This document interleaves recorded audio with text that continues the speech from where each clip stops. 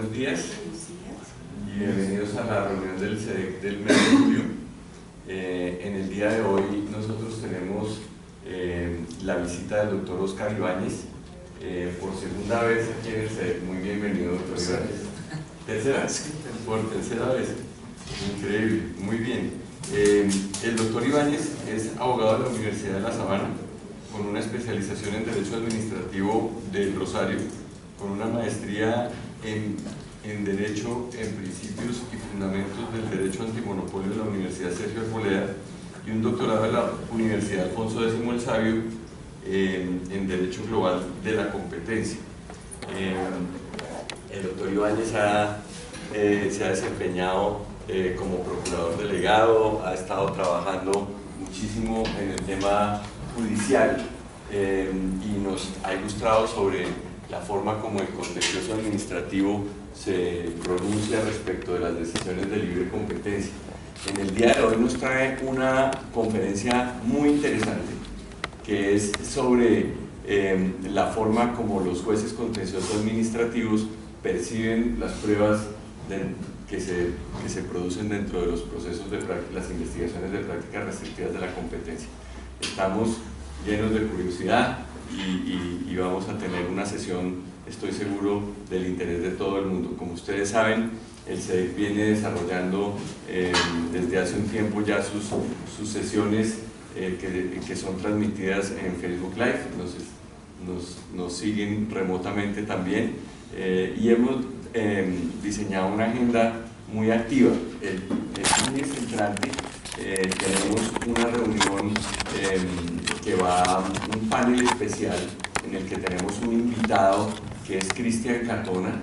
Cristian Catona es un funcionario de la Federal Trade Commission que está de visita en Bogotá desde mañana y va a durar unos 4 o 5 días en Bogotá, y estamos aprovechando para hacer una sesión, digamos, extraordinaria del CEDEC también, y se va a hablar de la OCDE, de cómo la Colombia llegó a la OCDE en el tema de libre competencia, por supuesto, cómo la autoridad de competencia puede aprovechar esa participación de Colombia en la OCDE, lo que implica para los practicantes privados, lo que Colombia le puede aportar a la OCDE, etcétera. Entonces también los queremos invitar a ese segundo evento. Para nosotros es raro hacer eventos tan pegados, pero pues este es el evento oficial del CEDEC en el que lo hemos planeado con el doctor Ibáñez desde hace tiempo, y esta fue una oportunidad que se presentó porque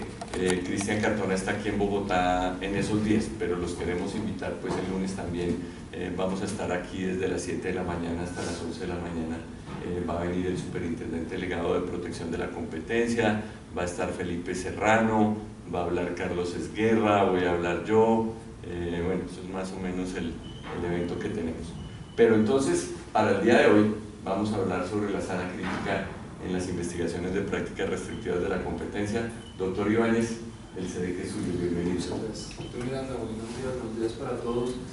Pues como siempre para mí es realmente un honor estar acá, poder hablar a la comunidad del derecho a la competencia que sin duda alguna es el doctor Miranda el que ha impulsado el tema en Colombia. Yo creo que hay un salto cualitativo y hay una masa crítica hoy de abogados que reconocen la importancia de este derecho y su autonomía frente a muchas otras áreas se le debe a él, ¿no? Quien ha hecho todo el esfuerzo, quien le roba tiempo a su actividad profesional para poder darnos a todos este espacio de reflexión. Como él decía, pues esta es la tercera vez que yo tengo la oportunidad de estar en este escenario y desde luego el honor que me da estar en la Universidad Javeriana. Precisamente porque la primera vez que lo hice fue para mostrar un avance de mi tesis doctoral, y eso fue ya hace bastantes años, como por allá en el 2006 o algo así, ¿no? La segunda vez fue después de la experiencia que les comentaba de haber sido procurador con intervención precisamente en la sección primera, que es donde se ventilan estos temas de derecho a la competencia, entre muchos otros. Y yo desde luego, pues gracias al conocimiento que tenía, hacía un especial énfasis en estos casos, ¿no? Eso me llevaba a presentar conceptos con el mejor ánimo de ilustrar a la sala sobre la importancia de ciertos temas. En función de esos conceptos hubo un par de ocasiones en donde la censura del Ministerio Público iba dirigida a algunos aspectos probatorios y procesales que dieron lugar a la nulidad, al menos en primera instancia, no en segunda instancia, pero al menos en primera instancia sí a la nulidad de las decisiones de la superintendencia. Así como había otros conceptos que claramente se emitieron, digamos, hablando de la fortaleza legal que tenían los actos administrativos emitidos por la SIC, todos eran encaminados a respaldar una petición de nulidad. En esta ocasión, pues me surge la idea porque una de las oportunidades que me ha dado la Universidad Javeriana es la especialización de competencia, dictar una asignatura que precisamente se llama Control Jurisdiccional de las decisiones de la Superintendencia de Industria y Comercio.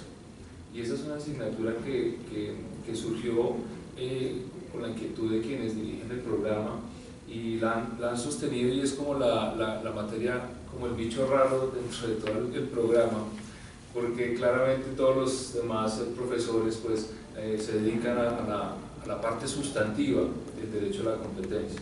Y esta asignatura que me corresponde a mí, sin que no lo sea y que no guarde rigor conceptual, sí se dirige a hablar sobre cómo se ventilan, cómo se ven estos procesos a la luz de la jurisdicción, o como se llama hoy, del control jurisdiccional.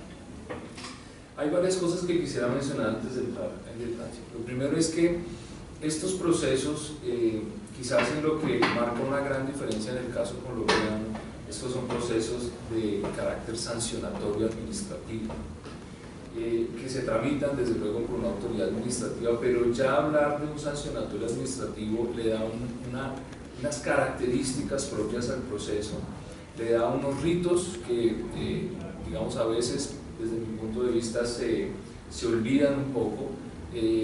Una de las cosas en que en ese punto yo podría decir que no noto mucho apego muchas veces es en cuanto a los nuevos paradigmas que el Código General, el Código Contencioso Administrativo, ya en vigencia desde el 2012, marcó para los procesos administrativos sancionatorios.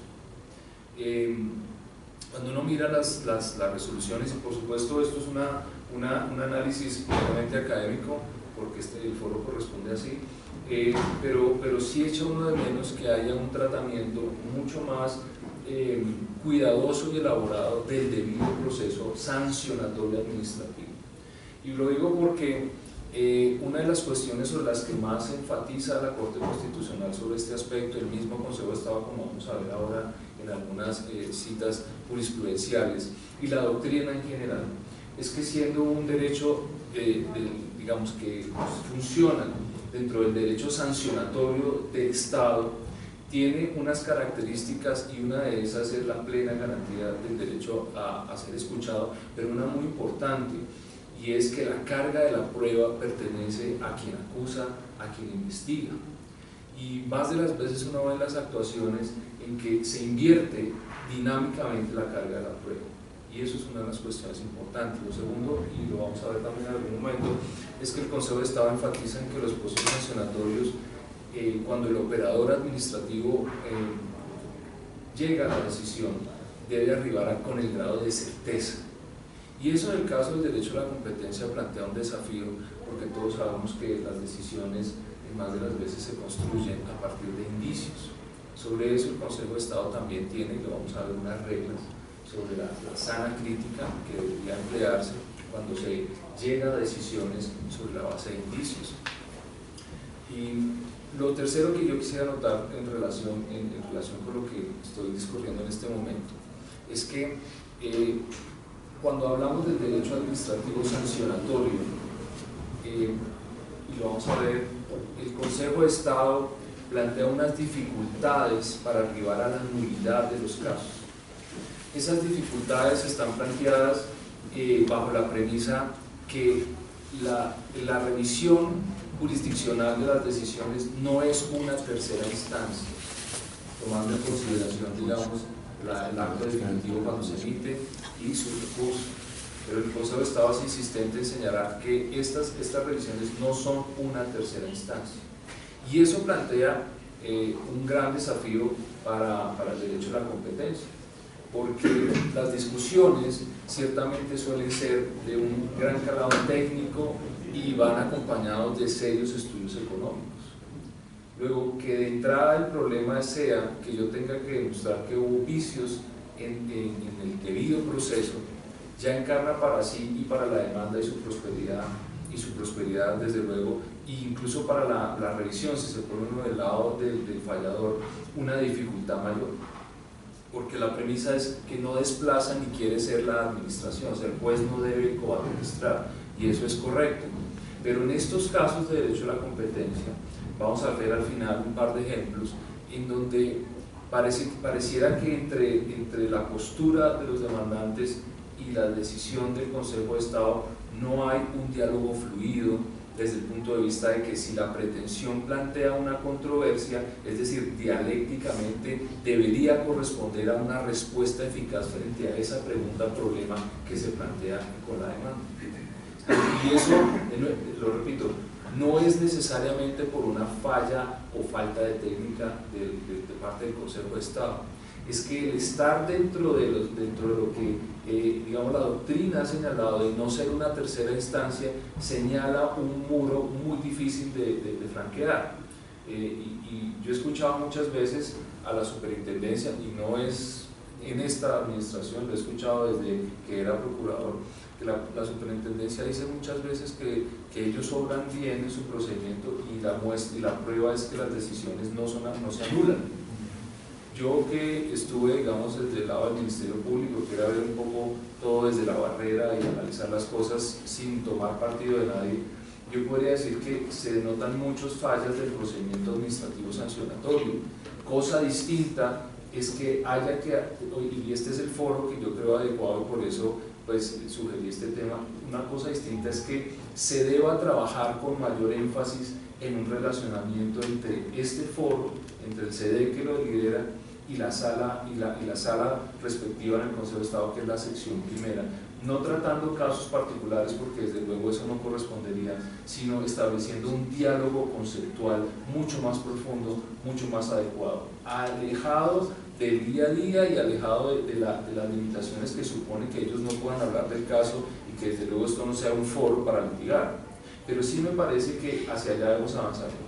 Una de las cosas que me anticipo, y a eso va a llegar las conclusiones de esta conferencia, es que quizás sea el momento de valorar si es la acción de nulidad la que corresponde para la revisión jurisdiccional de los casos del derecho a la competencia.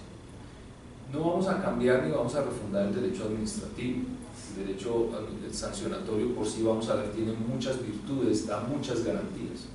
Pero cuando yo me refiero a que si es acaso la pretensión de nulidad la adecuada para revisar estos casos, yo encuentro que es en el medio de control que se llama revisión, que podría ser mucho más adecuado porque le quita al operador judicial la camisa de fuerza de tener que encontrar causales de ilegalidad sobre la base de violaciones del debido proceso en tratándose de actuaciones del debido proceso administrativo. Eso en el caso colombiano existe otro tipo de casos de actos administrativos que se presentan ante la jurisdicción mediante la acción de revisión. Tal es el caso de los actos administrativos que surgen con ocasión de la actividad administrativa que desarrolla, por ejemplo, la Agencia de Tierras, con el caso de los actos administrativos de control sobre temas de actos de clarificación y ese tipo de cosas, que parece una materia muy ajena, pero yo me estoy refiriendo al tipo de acción, porque el tipo de acción que se llama revisión le ha ofrecido al Consejo de Estado un campo de acción más amplio porque no se refiere solamente a una revisión formal, sino a una revisión material de la manera en que se adelantó el procedimiento administrativo.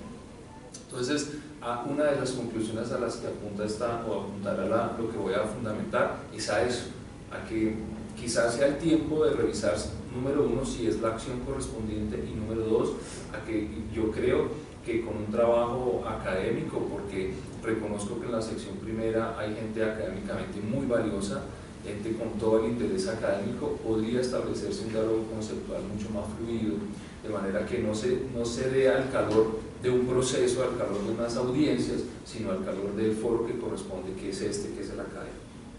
Bien, dicho lo anterior, yo he comenzado por esta lámina que destaca. Esto es un libro de un profesor español que habla precisamente de digamos, los cruces de caminos que existen entre el derecho administrativo y el derecho económico. Es válida la equivalencia porque es un sistema muy parecido al nuestro, luego la alegoría a este aspecto doctrinal es válida, y noten que la parte que está resaltada en amarillo ya nos deja en ciernes que el problema no es solamente en Colombia. Cada vez que existe esta situación del control jurisdiccional contencioso administrativo en relación con casos de derecho a la competencia, surge esa misma problemática. Es decir, los problemas, dice aquí, los problemas de prueba en el control de la discrecionalidad técnica de la administración, la revisión de la discrecionalidad técnica en la adopción de decisiones administrativas. Y él lo plantea como uno de los principales problemas de la jurisdicción en el caso español, que es precisamente lo que estamos hablando. La siguiente lámina, vamos a ver acá.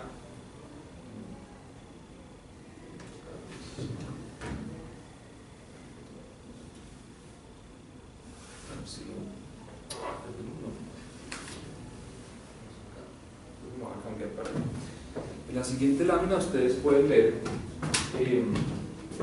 una cita que es un poco clásica, pero que vale la pena ver, porque esta problemática de la que estamos hablando de acá no es solamente porque, como lo decía, carezca de técnica el control jurisdiccional o el Consejo de Estado tenga per se una desatención terminológica frente al tema de derecho a la competencia. No, como ven, esto es una ponencia que resume o que transcribe una conferencia que en su momento dio el director de la Federal Trade Commission en el año 1954, y está diciendo básicamente, para ese momento cuando toma fuerza, y ustedes lo saben, el tema de la regla per se y el tema de la rule of reason, y él precisamente anota y dice: creo que nuestros jueces no están suficientemente equipados de la experiencia y el acompañamiento técnico para analizar este tipo de casos, precisamente sobre la base de todo el componente económico y técnico que merece cada uno de estos casos. En la siguiente lámina acá, bien,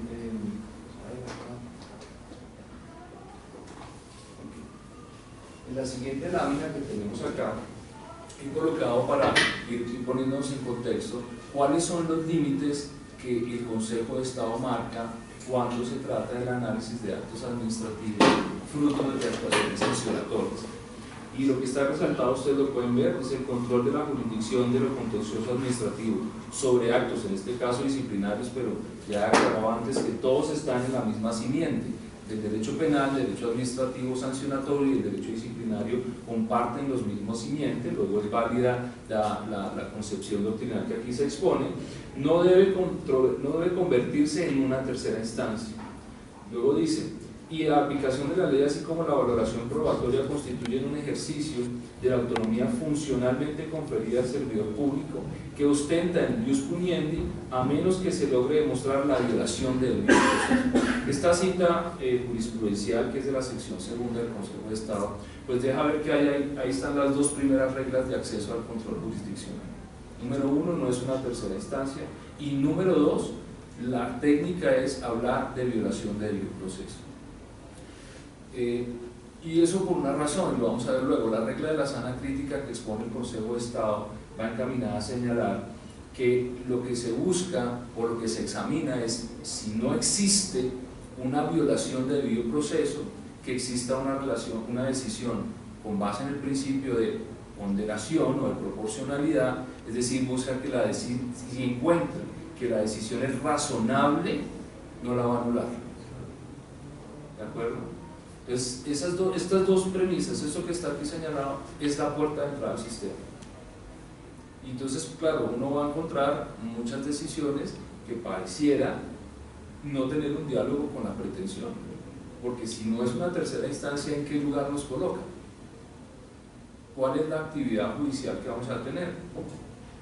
En la charla pasada que tuve la ocasión de dar acá, ya hablábamos en profundidad de eso, y eso la pueden encontrar en el canal de YouTube del CDE, pero se hace una expresión más amplia, pero básicamente se hablaba de ese problema que plantea llegar a esa primera audiencia en el sistema oral, que es cuando se fija el litigio, ¿no? Y precisamente es por esta razón. Bien, la siguiente lámina, que sigue citando la misma sentencia, dice: pues lo que interesa en el fondo es que no se haya incurrido en fallas de tal magnitud que impliquen violación manifiesta de los derechos y garantías fundamentales anteriormente aludidos, teniendo en cuenta que todos los actos administrativos están amparados en la presunción de legalidad. En relación con los actos administrativos sancionatorios, dicha presunción tiene un especial peso y relevancia, como quiera que ese acto ha sido el resultado de un procedimiento disciplinario reglado, con diferentes etapas: formulación de cargos, descargos, etapa probatoria, fallos, recursos, en que ha participado la parte. Por tanto, en esta instancia se debe exigir una mayor carga argumentativa y probatoria a quien depreca la ilegalidad del acto administrativo sancionatorio, que conduzca al juzgador a obtener la certeza que efectivamente existió en el proceso una violación ostensible del debido proceso y del derecho de defensa. Entonces, aquí surge una pregunta, y es: yo que reconozco que quienes actúan ante la Superintendencia de Defensa de sus Clientes es gente altamente profesional, pues me asalta la duda si todavía habrá una mayor carga argumentativa que hacer a la hora de hacer la demanda. Si uno va a hacer otra discusión distinta, y ese es uno de los problemas de entrada, ¿no?, que hay que tener en mente, porque fíjense que además le dice es la violación procesal que me vaya a traer o probatoria tiene que ser fundamental, no puede ser cualquier violación. De hecho, ahora vamos a ver una sentencia donde dice claramente la doctrina del Consejo de Estado General es: no cualquier error formal o cualquier tipo de violación conlleva la nulidad del acto administrativo. Tiene que ser uno que viole realmente el derecho fundamental. Entonces uno entendería que es, y creo que hay sentencias también de la Corte Constitucional en el sentido de decir, es una violación del debido proceso que tenga una afectación sobre un derecho sustancial, no solamente una mera irregularidad procesal. Por ejemplo, una indebida formulación de un cargo que conlleve a una falsa motivación. Sí, probablemente, pero fíjense que luego también uno va a encontrar otra jurisprudencia que, digamos, no es completamente clara frente a qué significa el acto de pliego de cargos para la actuación, porque lo que sí han dicho es que es un acto preparatorio, que no es un acto, y cuando lo pone en términos de preparatorio, pues va anunciando que si hay alguna variación entre el pliego y la decisión definitiva, mientras no signifique que es otra actuación o le negó posibilidades de defensa, va a sostener la decisión final. Entonces, y una de las cosas que yo decía al principio es eso, es cuando nosotros vemos estos procedimientos de la Superintendencia de Industria y Comercio, a mí me parece que no termina de asentarse el código contencioso en esa actuación. Ciertamente es un procedimiento especial, de eso no se trata, pero en lo no reglado, y eso también es regla del Consejo de Estado, aplica claramente el código contencioso. En primer lugar, claro, los principios de la actuación y ciertas prohibiciones que trae el código contencioso para los funcionarios públicos que operan la actuación administrativa. Entre otras, la no negación de pruebas sin justificación. Eso es una prohibición para los funcionarios públicos. Luego, si se hace una negación de pruebas, que a veces pasa, porque esos actos de pruebas no tienen recurso, pues puede tener una implicación disciplinaria para el funcionario que no lo haga razonadamente. ¿Cuál es esa razonabilidad? Y aquí nos anticipamos un poco, pues las reglas de la sana crítica. ¿Qué necesita el operador administrativo para demostrar la tesis de violación de la ley que implícitamente contiene el pliego de cargos?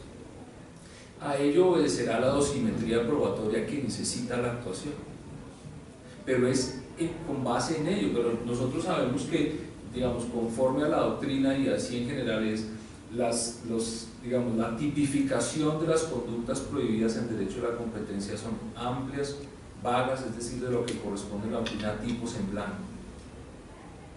Y entonces eso abre ese compás tan amplio de cuando le dicen a uno por objeto o por efecto, ¿sí?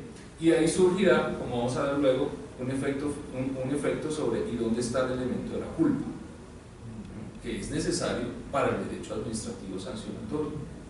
No se puede echar de menos, son 3 elementos: típico, antijurídico y culpable, y sí o sí los tiene que tener.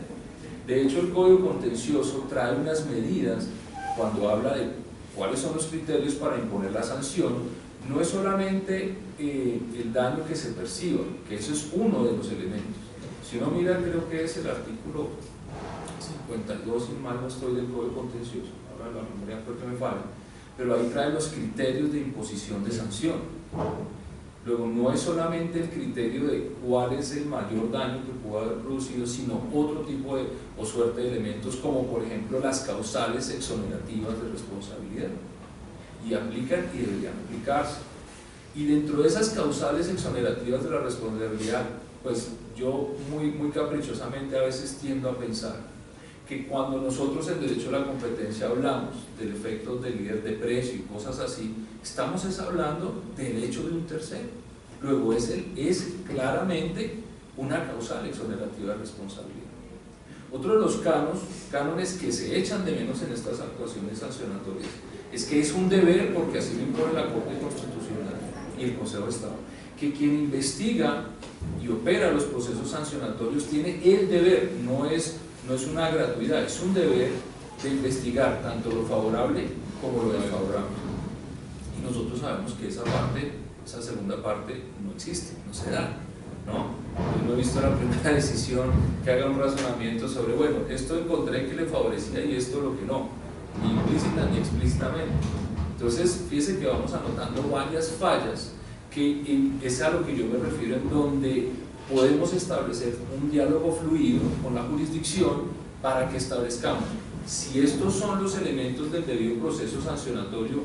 No nos quedemos en un control formal del acto, si se cumplieron las etapas, si lo escucharon, si practicó pruebas, sino dónde están esos elementos que son propios del debido proceso, como por ejemplo las causales exonerativas de responsabilidad, en dónde tienen correspondencia con el derecho a la competencia, en qué fenómenos que la doctrina no los llama así porque claramente para eso no está hecho, ¿no? Pero sí tenemos que hacer ese acople en el derecho colombiano para que tenga caja de resonancia en la jurisdicción contenciosa.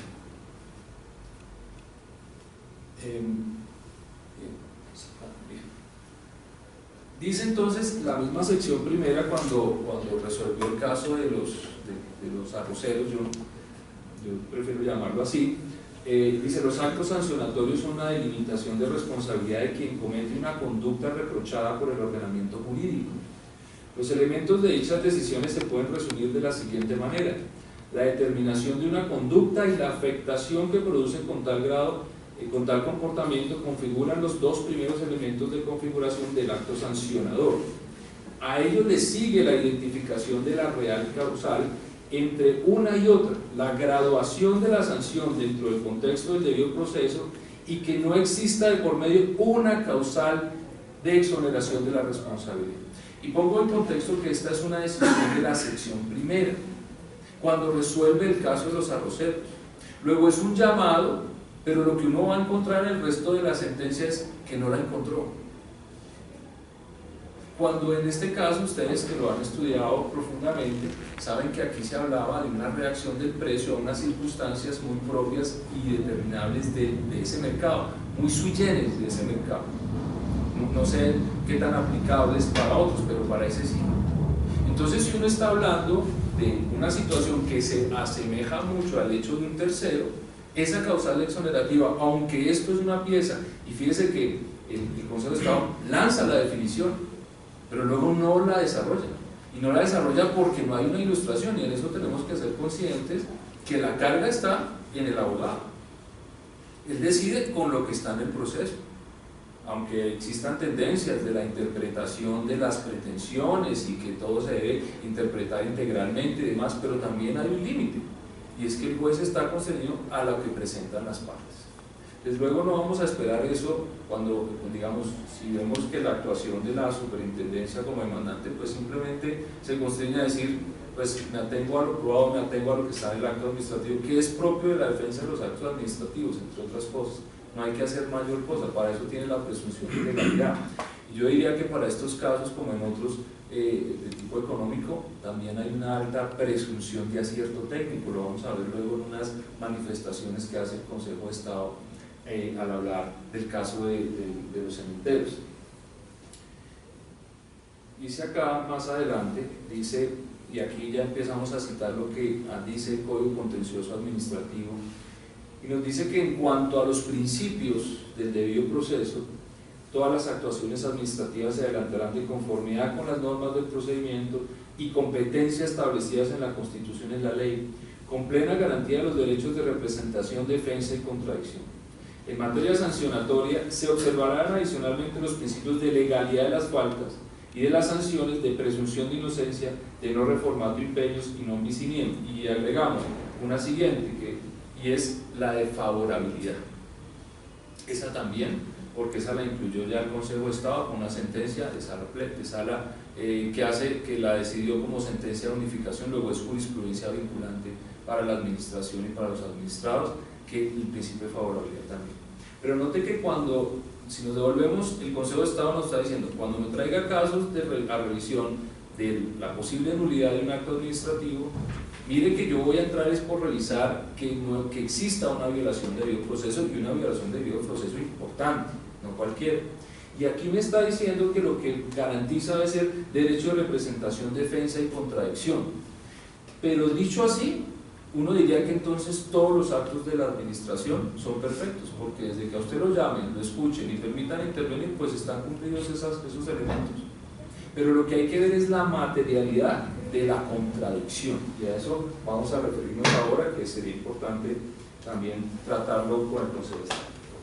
Dice, el debido proceso sancionatorio y la sana crítica. Esto ya es una primera regla que nos entrega el Consejo de Estado, y dice, en atención a la norma transcrita, son considerados como medios de prueba válidos la confesión, el testimonio, la peritación, la inspección o visita especial. Y en eso, pues ya ustedes, cada vez que uno habla de visita especial, se acordarán de la famosa visita administrativa. Los documentos, cualquier otro medio técnico científico que no viole el ordenamiento jurídico, y expresamente hizo referencia a los indicios, para excluirlos de esta lista y darles la connotación de simples herramientas a tener en cuenta al momento de apreciar las pruebas. De conformidad con la jurisprudencia de la Corte Constitucional, el sistema de la sana crítica o persuasión racional, a diferencia de otros sistemas de valoración probatoria, obliga al juzgador a establecer por sí mismo el valor de las pruebas con base en las reglas de la lógica, la ciencia y la experiencia. Estas reglas son las que debe tener en cuenta el operador y contribuyen para que las conclusiones a las cuales arribe sobre el valor o contenido de la prueba sean legalmente válidas, pues impiden que aquel razone a voluntad, discrecionalmente, arbitrariamente y de manera contraevidente o de un alcance y extensión a la prueba que no se desprenda de ella.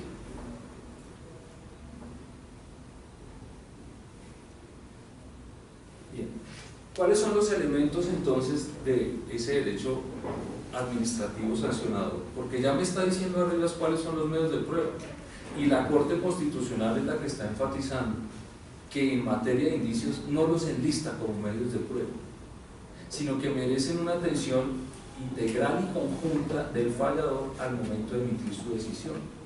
Y nosotros, ya lo hemos hablado acá, y lo vamos a ver luego en dos decisiones del Consejo de Estado frente a actos de la superintendencia, estamos basados en indicios. Entonces, ¿cómo es la relación? Si a mí me dice, demuéstrenme que hay una violación sustantiva del debido proceso, pero a la vez le está diciendo al fallador que tiene el deber de fallar sobre las reglas de la sana crítica, ¿cómo podríamos presentar o conducir ese tipo de conversaciones o discusiones dentro de un proceso?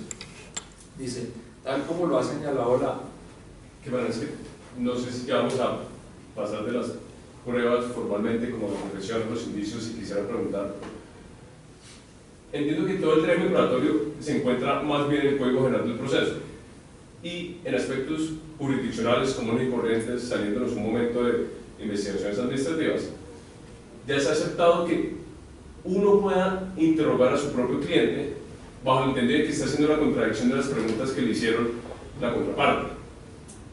Sin embargo, la superintendencia, y me corrigen los que tienen más experiencia, no permite que uno mismo interrogue a su cliente. Diría uno, bueno, si estamos hablando del mismo código del proceso y los jueces lo están aplicando de una forma y la superintendencia a otra, no debe entenderse entonces que no se me permitió la contradicción en el interrogatorio de parte y consecuentemente una violación del debido proceso. ¿Fui claro en la...? Sí, bueno, voy a ver si entendí, pero yo le diría lo siguiente: el problema, digamos, más que el problema, la situación es que cuando uno está en proceso administrativo sancionatorio es básicamente un proceso como cuando nosotros, o por lo menos a mí me tocó estudiar penal, ya nunca más, pero era, el proceso anterior era un proceso inquisitivo y acusatorio, ¿se acuerdan? Porque la fiscalía investigaba y acusaba. Pues en los procesos administrativos sancionatorios son igual, porque aquí el que investiga es el que acusa y además sanciona. O sea, tienen todos los tres elementos. Entonces, cuando es la prueba del interrogatorio de parte, pues es que el interrogatorio de parte soy yo el que lo llamo, por eso es de parte, y tiene una connotación específica. Y yo recuerdo que las reglas de la práctica de ese interrogatorio de parte es que el que lo llama hace unas preguntas y las contrapreguntas solo pueden devenir de aquello que acaba de decir, no puede traerle elementos nuevos. Luego, pues a mí me cuesta trabajo entender que el interrogado de parte venga del lado de la superintendencia, porque no es su parte, es su contraparte. Y luego vamos a ver aquí unas temitas muy interesantes que vienen a lugar a la discusión, y es el tema de quién está la carga de la prueba, ¿sí? Y cuándo la carga se desplaza hacia quién. Y en estos casos es muy importante porque, recuerdo, pues no sé si estabas aquí ya, pero al principio lo dijimos, una de las cosas que enfatiza la decisión del Consejo de Estado es que quien debe demostrar los elementos de tipificación, de juridicidad y culpabilidad es el funcionario que adelanta el proceso. No es que yo tenga que demostrarlos, es él que tiene esa carga y él tiene que llevarlo al grado de certeza, que no es poco.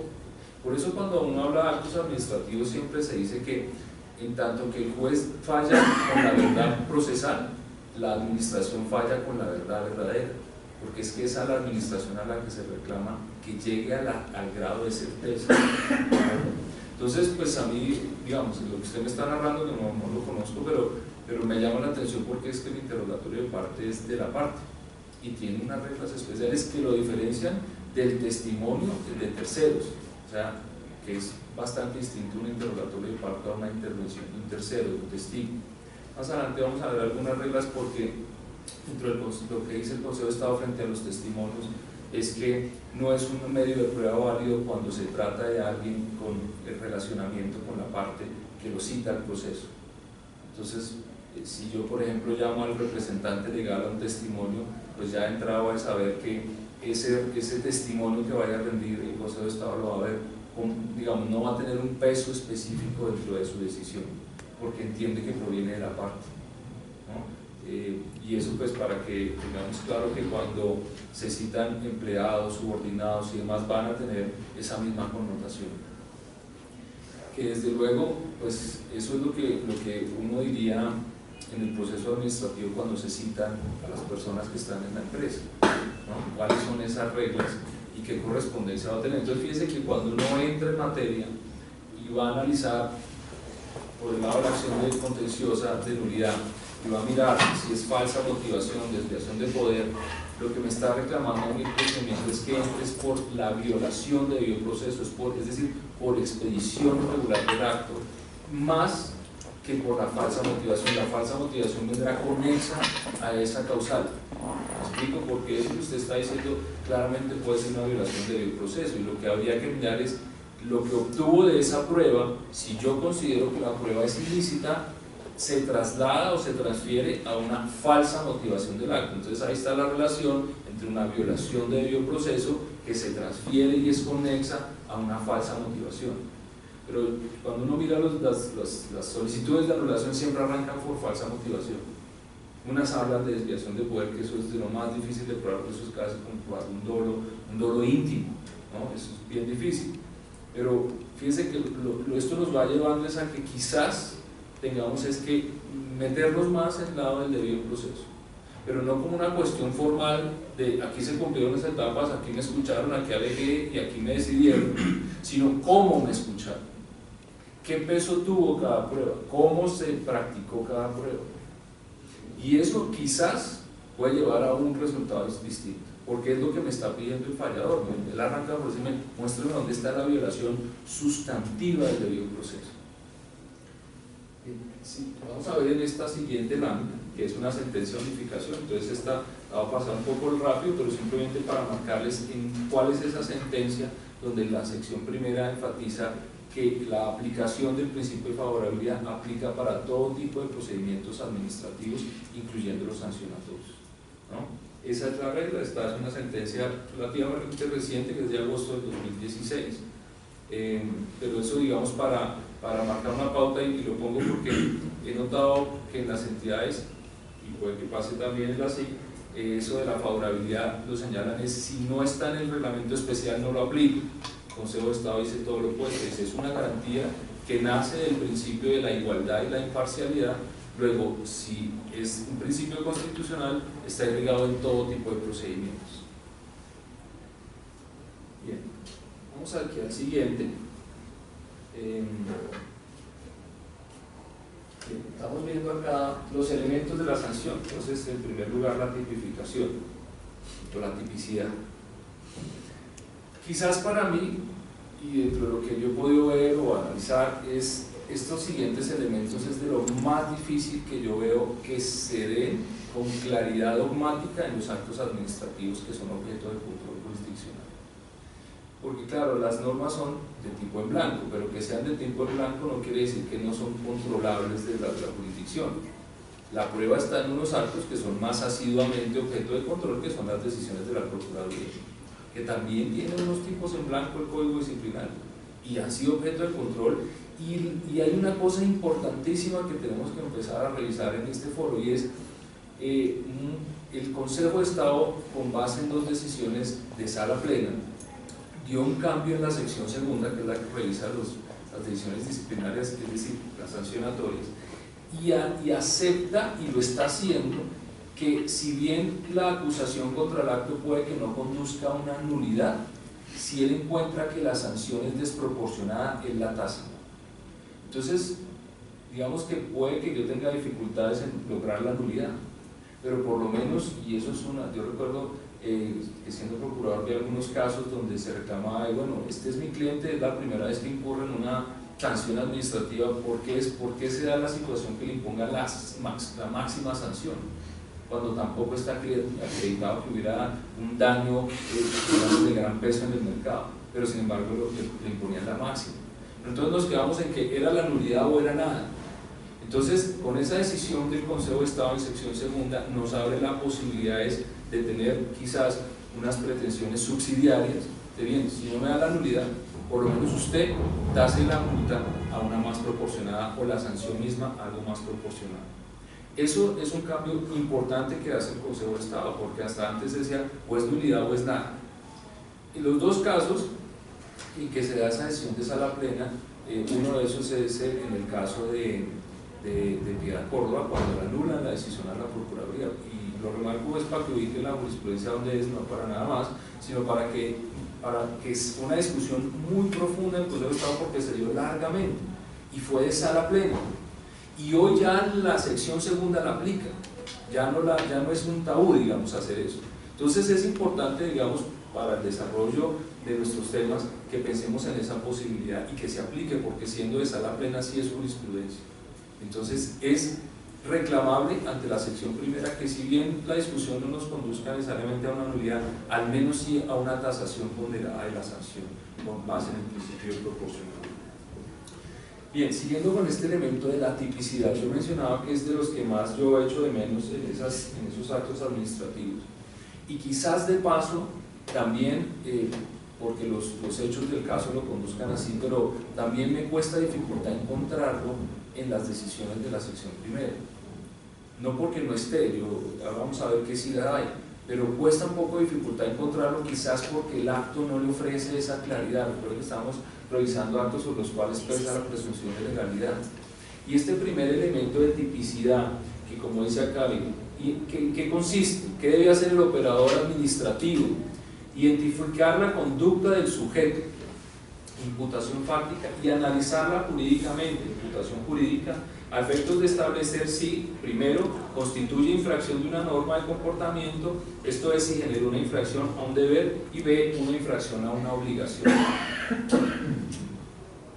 Esto, por ejemplo, en el caso del derecho penal, digamos, cualquier hierro en el elemento tipo daría lugar claramente a una decisión adversa para la Fiscalía. Existe en todo caso la suposición que nos plantea la Corte Constitucional y el Consejo de Estado en el sentido que si bien el derecho sancionatorio administrativo está inscrito dentro del derecho sancionatorio, hay algunas cosas que ofrecen y se admiten menos rigor que para el derecho penal. Pero de las cosas en donde no admite menos rigor es que quien haga la operación por parte de la administración tenga que determinar esto que aquí nos está diciendo el Consejo de Estado en su sección segunda. ¿Cómo se hace el ejercicio de tipificación? Y eso lo tiene que hacer con altísimo rigor porque es parte del debido proceso. Estos tres elementos de tipicidad, antijuridicidad y culpabilidad son parte del debido proceso. De nuevo, miren que nos lleva a la cuestión de que el debido proceso no debe verse como algo formal, es algo sustantivo. Y entonces aquí viene el ejercicio que uno ve en más de las discusiones en los casos de derecho a la competencia, que hay como una fractura entre la discusión sustantiva y la discusión procedimental y probatoria.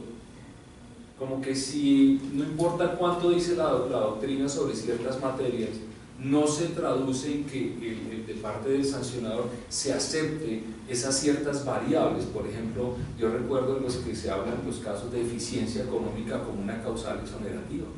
Uno no ve fácilmente que se acepte esa causal, pero esa causal va aquí en la tipificación, porque si no consigo, y con base en esa causal, es decir, esas situaciones que se plantean de justificación o de exoneración, lo que pasa es que anulan la posibilidad de la tipificación y de contra la de la antijuridicidad. Vamos a ver el siguiente. Aquí está el siguiente elemento, que es el de la antijuridicidad. Dice ilicitud sustancial, que es como el Consejo de Estado la determina. Entonces, yo ahí lo he planteado en la positiva. ¿Es ello posible? No, es que frente a esos elementos de valoración, hace un rato señalabas la apertura. ¿Cuál es la implicación entonces de si es un acto muy particular? Por la tipicidad, por lo menos sí debería ser el elemento específico del acto de apertura, vaya que no la antijuridicidad, vaya que no la responsabilidad, por la tipicidad sí debería ser el elemento que no está supuesto a un juego posterior. Por lo menos que me definan muy bien el aspecto típico de la conducta que van a investigar. Si después la superintendencia varía, pues tendría que abrir una nueva investigación, pero lo que no puedes estar cambiando de supuesto en el momento de apertura y más adelante durante la investigación. Sí. O reconocer otros supuestos, o concentrarse en otros supuestos porque simplemente lo enunció, que podría llegar a ser otro tipo de comportamientos, pero no me dijo cuál.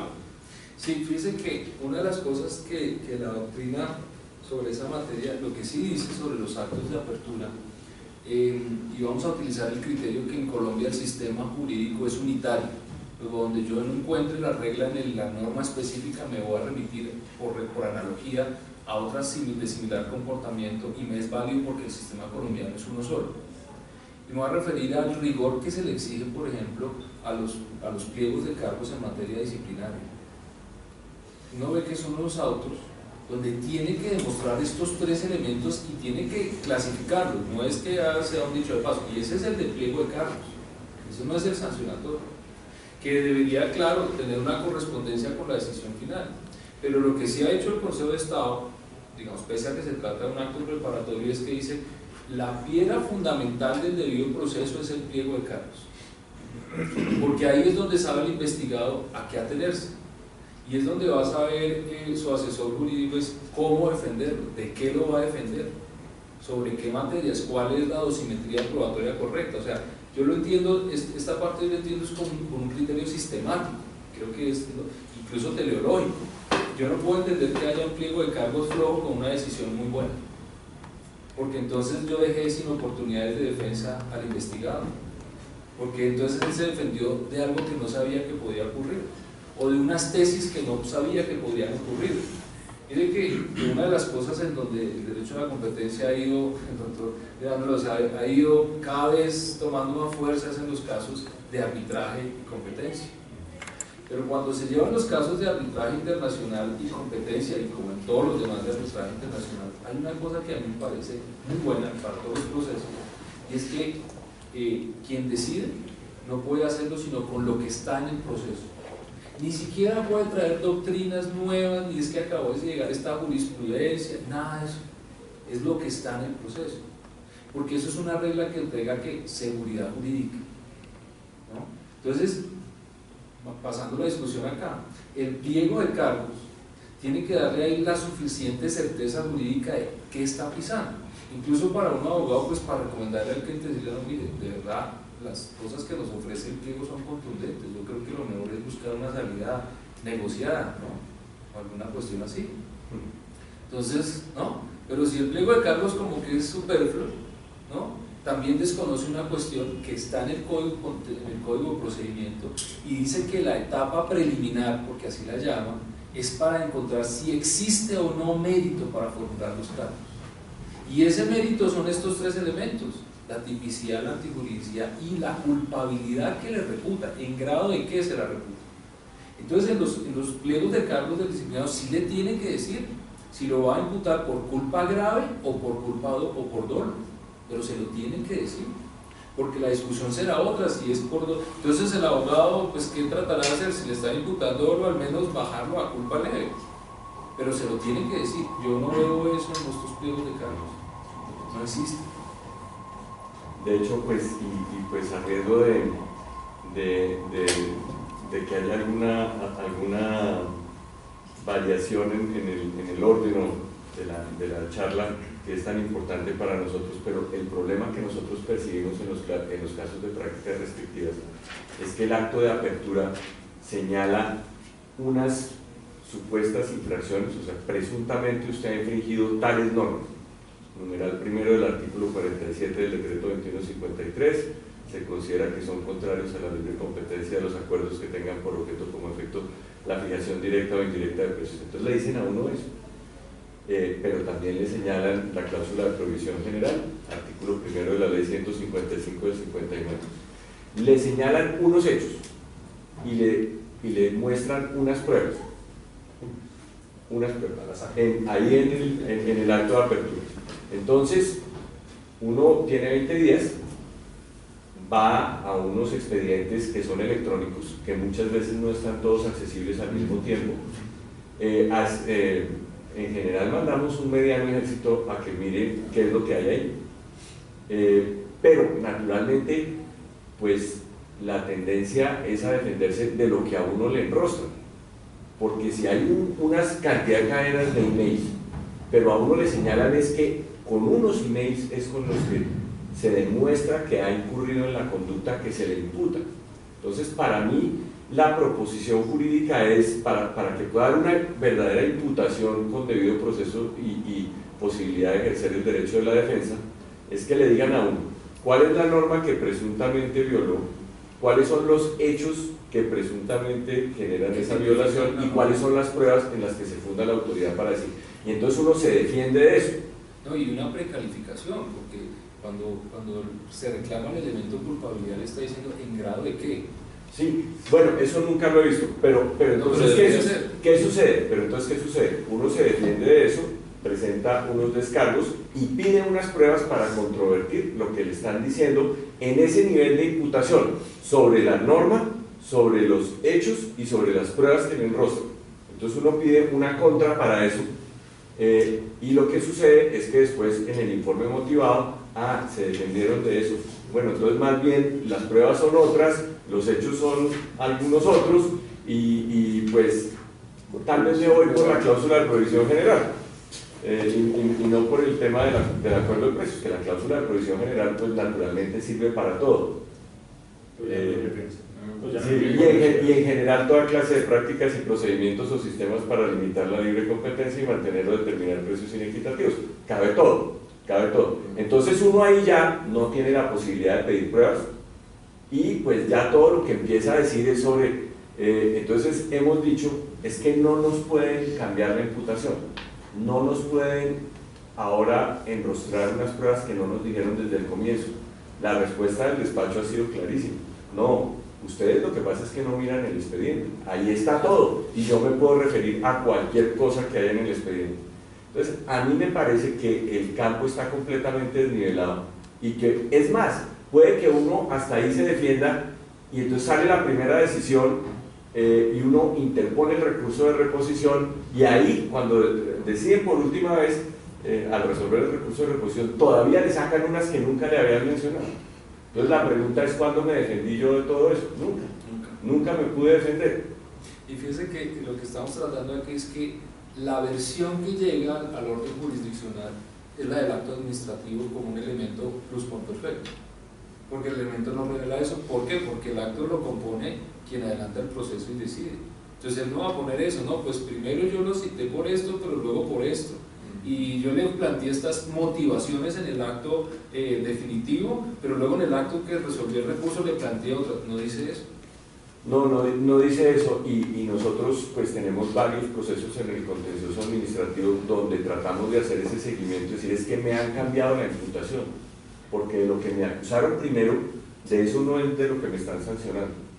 Sí, yo sobre eso pues uno tiene que ser equilibrado, es decir, uno sabe que hay empresarios, porque digamos hay de todo, que evidentemente han incurrido en conductas y acuerdos prohibidos. Eso es así desde los comienzos de la historia del comercio. Eso no, mal haría uno en decir que es que la superintendencia es la mala y todos los empresarios son buenos. Eso no sería correcto, pero yo también creo que como todo este campo del debido proceso se refiere a eso, a que cuando el Consejo de Estado le dice a uno tiene que arribar al grado de certeza y tiene que demostrarle que incurrió en la conducta prohibida, y eso es lo que le está diciendo, que eso no se llama otra cosa que todo el mundo merece ser tratado con igualdad de garantías, con igualdad de oportunidades. Por ejemplo, eso que usted dice, a mí me dan 20 días, ¿y cuánto duró él haciendo la etapa preliminar? Años, muchas veces años. Muchas veces años, entonces no corresponde que a mí me dé 20 días para defenderme. Y con todo, mira, en los procesos disciplinarios hay unos procesos que se llaman verbales humanos, que son para resolver en 15 días. Pero le deja la discrecionalidad al procurador cuando es garantista de hacer las suspensiones que considere el caso para que el otro conozca las pruebas, consiga los peritales, luego digamos administra el proceso. Pero hasta en esos que se supone que son los más estrictos, los que menos días yo estoy viendo que tienen más garantías de los que tenemos acá. Precisamente porque esto que usted me dice es lo que ratifica que el control jurisdiccional tiene que ir más allá, tiene que haber otra mirada de lo que está pasando. Porque la discusión se queda acá en un acto administrativo, eso es lo que él revisa y dice, pues yo no vi eso. Hay una posición muy interesante de un abogado muy importante, que no es un abogado que ha estado metido en los temas de libre competencia, pero es un gran jurista que ha estado en la magistratura y ha estado pues con mucha trayectoria. Y entonces él, en la defensa de uno de los casos, él dice, es que el acto de imputación es el informe motivado. Solo ahí me están diciendo realmente, entonces me deberían dar la oportunidad de ahí pedir pruebas. Claro, es que aún en el disciplinario, y lo pongo de referencia porque no, todos estamos en el derecho sancionatorio. Quizás el penal sí es muy alejado, pero es que el disciplinario sí es administrativo. Y ahí yo tengo las oportunidades que hay una etapa preliminar. Cuando me la cierran, motiva por qué la cierran y continúa y con qué pruebas va a continuar y para qué lo va a hacer, ¿no? Aún incluso el más escuálido de esos actos tiene que tener esa garantía. Y cuando llega ya a la etapa de que cierra la etapa de investigación, es cuando formula los cargos. Y luego de los cargos viene otra etapa probatoria, por lo mismo que usted está diciendo, porque ahí ya la Procuraduría toma una posición definitiva sobre las pruebas que tiene. Es decir, ¿qué hace la Procuraduría con el pliego de cargos? Revela su teoría del caso, revela las pruebas en que se apoya, le dice en grado de qué lo va a investigar y las consecuencias, como dice el Código Contencioso Administrativo, las consecuencias a las que debe atenerse. Pero eso en nuestros casos no se da, a uno le dicen las consecuencias y luego sí se quedan con el margen de discrecionalidad de 0 a hasta, y generalmente es hasta, ¿no? No se quedan. No, y con una afirmación permanente de la autoridad de competencia de que las multas son pequeñísimas. Sí, pues sí, no entiendo esa función recaudadora, pero siempre van a parecer pequeñas en relación, no sé por qué, pero pues debe ser que se las compara un poco con las de Estados Unidos, pero para mí no son comparables, porque es que las de allá, pues en primer lugar no tiene, la autoridad no tiene la posibilidad de ejecutar sus propios actos, en primer lugar. No, pues lo que ha hecho la superintendencia en el último, o digamos, académicamente, los funcionarios de la superintendencia lo que han venido diciendo en las conferencias y todo eso, es que según los datos de la OCDE, cuando hay un cartel empresarial durante tanto tiempo, entonces el markup de precio que genera el cartel está entre el 10 y el 30%, entonces que si el cartel duró 10 años, entonces hace un cálculo económico. Entonces dice, la multa que le estoy poniendo, 75.000 millones de pesos, es una fracción muy pequeña de todo lo que en teoría se robaron durante la duración del cartel. Y esa es la justificación para decir, entonces el tope que yo tengo es sumamente pequeño para poner, debería poder sancionar con muchísimo más. No, pues estaríamos de acuerdo que puedan ser más cuando tengamos más garantías, ¿cierto? Porque lo que estamos echando de menos acá es que hay muchos elementos y que no son que los estemos diciendo acá, es que están en la ley, están en la jurisprudencia, aquí estamos simplemente extrayéndolos en cita. Entonces yo podría estar de acuerdo, está bien, puede tener más poder sancionatorio, si la multa se entiende como sanción, que eso es otra discusión. Para mí la mayor sanción es no continúa haciendo lo que esté haciendo, porque eso coarta la libertad de empresa. La multa ya es un efecto económico de la sanción, pero eso es otra discusión. Pero bueno, podríamos estar de acuerdo, súbalo, pero cuando exista un procedimiento que se ajuste también al debido proceso, ya que nos traen a colación el derecho comparado, que se ajuste a los cánones del debido proceso en el derecho comparado. Yo, digamos, me atrevo a pensar, porque siempre que llega un nuevo gobierno llega como la ilusión de que las cosas pueden dar saltos cualitativos, ¿no? Y uno pues lee que este gobierno lo que quiere es basar todo el funcionamiento, y eso es, por ejemplo, yo alcanzo a advertir que cuando tiene ministros todos con altísima relación con el comercio internacional, es para que los negocios funcionen. Pero también por eso tengo la ilusión que entre las cosas que tengan en la agenda es mirar estas situaciones, ¿no? Y no porque uno piense que la superintendencia es el malo de la película, no porque uno piense, no, sino porque yo como abogado, y siempre lo digo, lo que tenemos que ver es que haya un procedimiento justo, equitativo, un procedimiento que ofrezca grados de imparcialidad y que ofrezca oportunidades verdaderas, porque mirar esos expedientes en 20 días, pues es que en 20 días ni siquiera uno va a alcanzar a tener un peritaje serio, siendo realistas. En cualquier proceso judicial o arbitral uno tiene por lo menos 40 días para obtener un peritaje, con menos dificultad. Entonces, digamos, tengo la ilusión de que eso pase, ¿no? Que haya un cambio en y digo salto cualitativo porque en todo caso todo ha significado avances, y uno de los avances que quizás yo albergo la esperanza de que suceda es en esta materia, porque pues finalmente somos abogados y tenemos que velar por esto. Bien, yo voy a continuar acá. El tercer elemento, que es la culpabilidad, ya lo hemos hablado mucho. Perdón por tanta interrupción. Sí. No, pues de eso se trata. Yo traigo los temas aquí. ¿No trataste el tema de la publicidad? No, pues lo hablamos acá ampliamente. Pues, digamos, el tema, cuando hablamos aquí de antijuridicidad, es el tema de la ilicitud sustancial. ¿Por qué remarco el hecho de la ilicitud sustancial? Porque es que así como no es cualquier violación de debido proceso lo que dará lugar a la nulidad, tampoco es cualquier infracción la que da lugar a una sanción. Tiene que haber, como dice acá, una ilicitud sustancial, es decir, cuál es la gravedad de la conducta en relación con el daño que se le causa de la violación a la ley. Y eso no existe. Incluso en materia sancionatoria en general, la falta de ilicitud sustantiva conduce a causal exonerativa de responsabilidad. Y ese ejercicio, desde luego, pues no lo estamos viendo. Y de nuevo es algo de aquellas cosas que, como ven, están ahí, en el derecho sancionatorio colombiano. Hay que hacer el esfuerzo que lleguen, ¿no?, a las consideraciones sobre estos casos. Bien, tenemos acá ahora el tema del tercer elemento, que es el de la culpabilidad.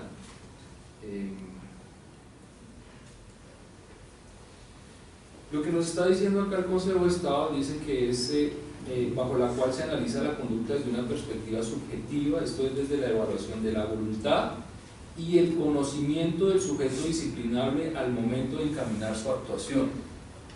Pues yo me imagino que cuando aquí ustedes que han maseado esos casos de competencia piensan en el conocimiento que tenía el empresario de querer producir ese resultado contrario a la ley, pues se imaginarán cualquier tipo de situaciones en que no lo era. Y en eso consiste el elemento de culpabilidad, que de nuevo lo tiene que demostrar quien adelanta el proceso sancionatorio.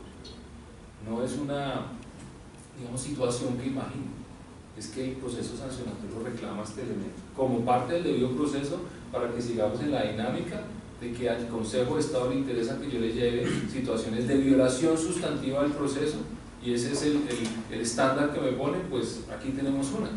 El elemento de culpabilidad no es claro.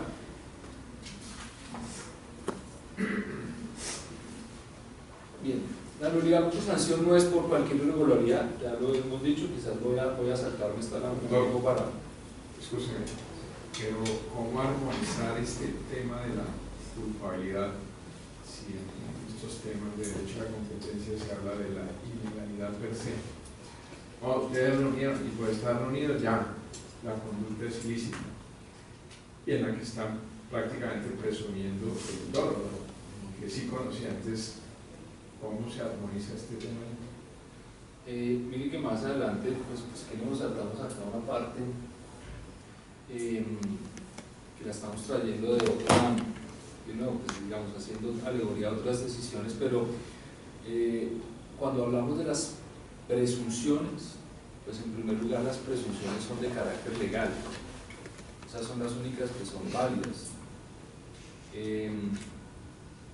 Y yo quisiera establecer, pues aquí que estoy en el foro ideal, ¿dónde está la presunción legalmente establecida de lo que usted me está diciendo?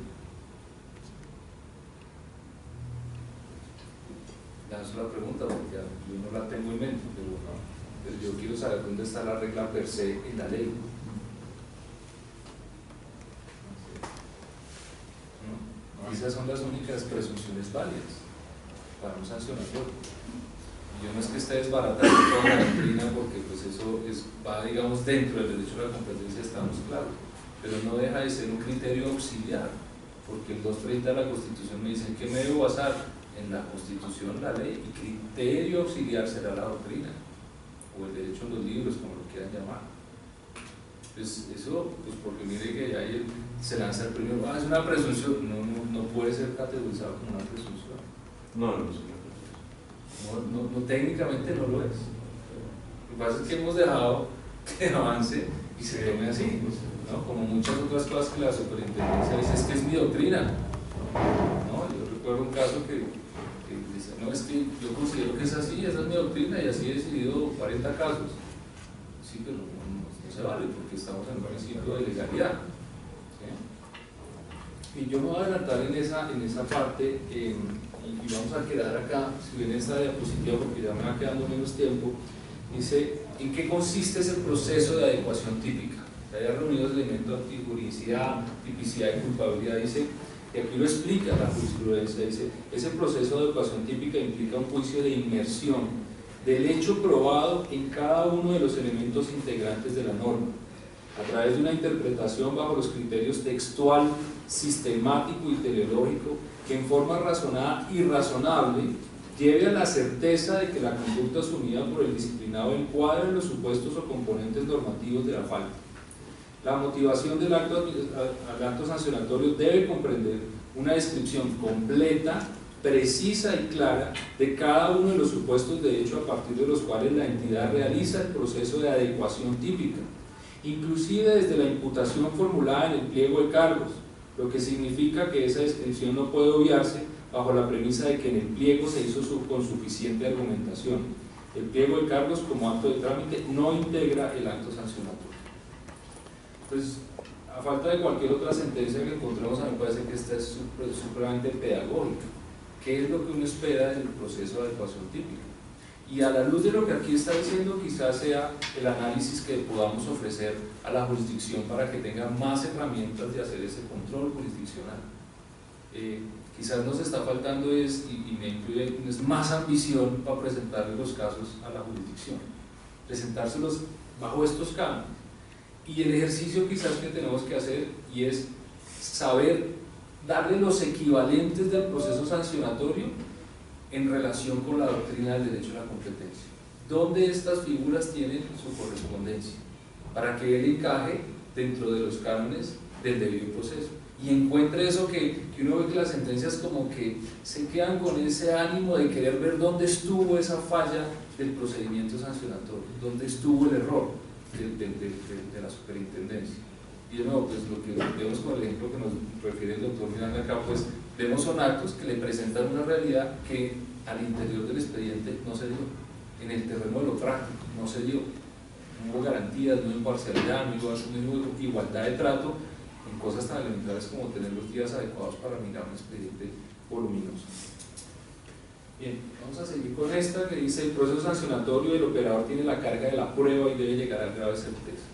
Ya lo habíamos enunciado en otras partes, aquí tienen ustedes la sentencia, y esta sentencia es solo una de muchas, porque esto es doctrina estable en el Consejo de Estado. Él tiene la carga de la prueba y tiene que llevarlo al grado de certeza. Que hemos admitido que sobre la base de indicios decida, sí, pero los indicios, como lo vamos a ver también, tienen sus reglas. Acá pues yo coloqué aleatoriamente una descripción que encontré sobre carga de la prueba para el derecho norteamericano. Y bueno, aquí se ha lanzado una serie de preguntas que ustedes bien me pueden ver, ¿no? ¿Cuándo la evidencia es suficiente? Porque me vuelvo a la lámina anterior, le está diciendo llegue al grado de certeza y la carga está en usted, administración. ¿Cuándo la evidencia será suficiente? Es una de las preguntas que está lanzando. ¿Y cuándo para el acusado representa un movimiento dinámico de la prueba, es decir, de la carga de la prueba? ¿Cuándo le representa? Y el doctor Miranda señalaba algo que me parece bien importante traerle a colación lo que dice el colega: ¿cuándo en realidad me está trasladando la carga de la prueba? ¿Con el pliego de cargos o con el informe motivado? Y si es con lo segundo, no está dejando las oportunidades de defensa reales. Y eso es clave, porque debería ser en el pliego de cargos. Para eso se supone que tuvo una etapa preliminar. Luego, su teoría del caso, así como la fiscalía en los procesos penales, cuando imputa las cargas, es ¿qué dicen los abogados penalistas, nuestros colegas? Revela sus cartas. Ya él no tiene más, ya todos, grabaciones, interceptaciones, usted quiera, ya él lo revela, no hay más, ni va a entrar nada más, porque él sometió un plan metodológico a control de juez de garantías. Pero acá no, acá como me las va revelando selectivamente. Se las guarda. Sí, con la diferencia que no debería ser admitido, ¿no? De parte de nuestra bien. Acá estamos colocando. Pero escúcheme, qué pena interrumpirlo, pero es que no me puede palabra. Pero ¿por qué hablar de trasladar la carga de la prueba si, de acuerdo a lo prescrito por el Código Contencioso Administrativo, en el procedimiento sancionatorio cabe la presunción de inocencia? No, ¿En qué momento se traslada y por qué si él es el que tiene que demostrar que cometió? Sí, pero mire lo importante que es que revele sus cartas con el pliego de cargos, porque él me está mostrando todo su carga probatoria. De eso es que me voy a defender. Mi derecho de contradicción, y digamos que lo que aquí se está señalando, y es que en el informe motivado me sale con nuevas cosas, en la del acto definitivo me revela otras, y cuando conoce el recurso y lo decide me revela otras, ¿cierto?